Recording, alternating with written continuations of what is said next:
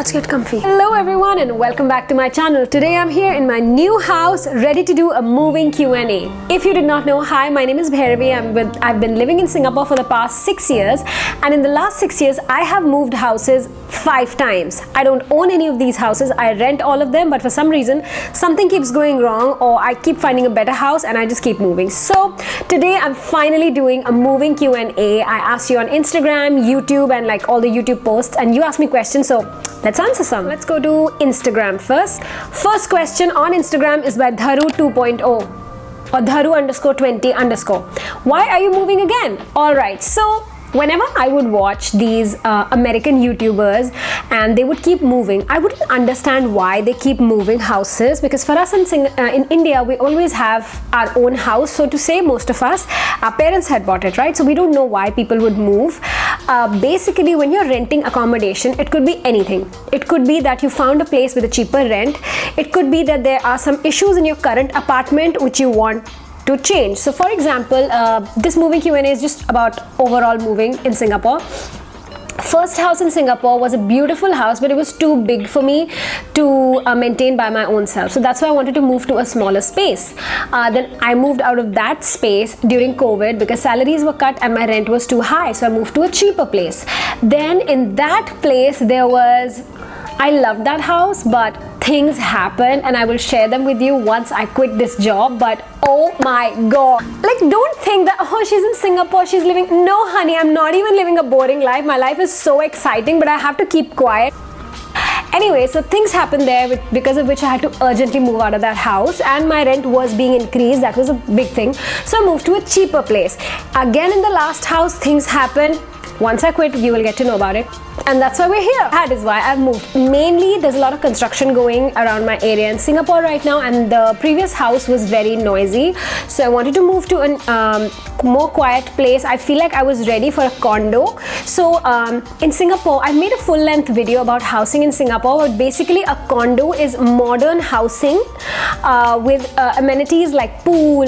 You have a gym in the condo, so you don't need to take a membership. You can just go down. There's a huge pool, and it's like beautiful, and like there's a walking area, jogging track. So it's really good for overall, like if you want to be active. I wasn't able to be active in my last house, and since I have lived in condo, when the monetary needs required it, I moved to a cheaper place. But I feel like now I was at a place where I could afford to move into a better place, so I did. Except for during COVID, I've always lived in condos. I was really used to it, so I wanted all the amenities. That's why I wanted to move. I wanted a master bedroom, so there you go.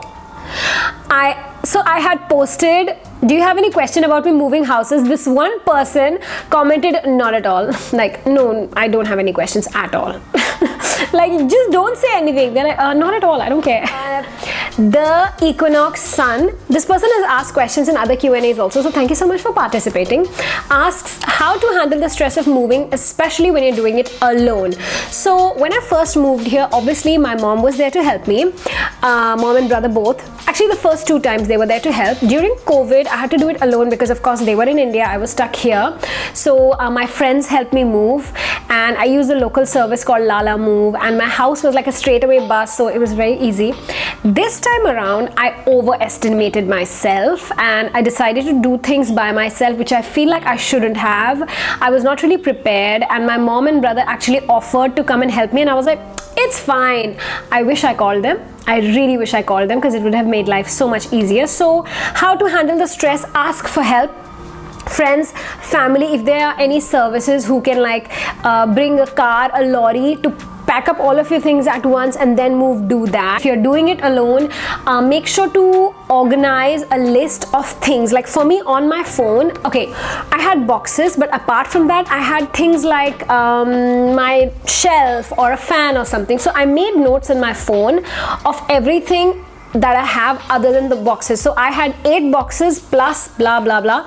I kept a note of it because the moving services, they would just, there was a van, people would come pick up the boxes, pick up the things and put it in my new house. So I at least had a checklist to make sure that I'm taking everything with me. I still have a stool and a chair left in my last house. I'll pick it up whenever I can. Luckily my friend lives there, so it's okay. By the way, on Instagram I have this thing which is called a channel. I don't know, Instagram just keeps coming up with new features, so I just tried it. It's basically like our own personal group chat. that's what it is. So I just keep posting like exclusive photos. I even send audio messages there. Then you guys vote for stuff. You guys ask questions. So it's really fun. Let's head on to YouTube. So first off, Sarah1802 asked, I love your videos. Thank you. So refreshing. Share more vlogs. Will do. I've been posting so regularly on my vlog channel. Make sure to check it out. She says, my question is, why did you move? Already answered.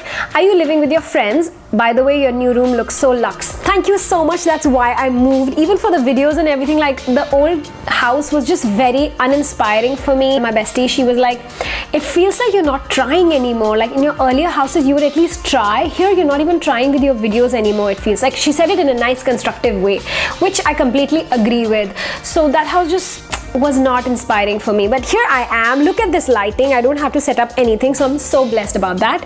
But no, I'm not living with my friends anymore. They are my colleagues. I don't know them though.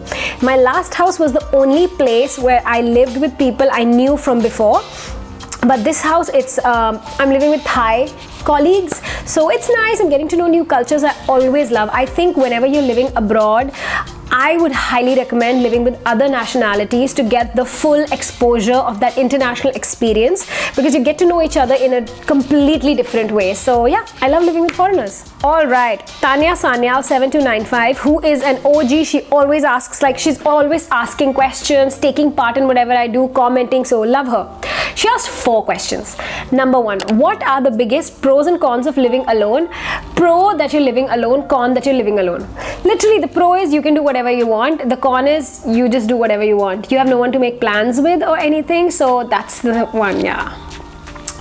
Number 2, what are the aspects you look into before choosing a place to move in? Love this. Me being an Indian vegetarian in Singapore, if cooking is allowed and if visitors are allowed, because for me, my mom and brother visit often, and even if they're not to visit, I don't like the restriction where a lot of people will say visitors are not allowed. What if my friend wants to come over? Because it's already lonely. Things like COVID or whatever, at least someone can visit you. And secondly, cooking. A lot of them in Singapore say that light cooking allowed, you can only boil your food. I would highly recommend not to get into that, because for us Indians, like, we can't just have noodles or whatever every day, right? We need to cook with oil, so that's generally not allowed. So I need to look at that. Also, landlords, I would highly recommend not living with the landlord. I'm sorry if any landlord is watching this. I've never heard any good stories about people that live with landlords. So I also check if a landlord is not at the house. And of course, you look at the rent and what are the amenities nearby. I make sure to see if there's any grocery stores or whatever, but generally Singapore is very convenient, so I don't need to worry about it. But one priority that I do have is that the house should be near to the airport, because my work is at the airport. So if on my off days I want to go home and travel, because in India I've always had to go work 5 years at the airport where my house was an hour and a half away. So here at least I have the benefit of being closer. How do you feel about this new transition? It was quite challenging, the moving journey, but I can't tell you how much peace this place brings me. I love the big windows.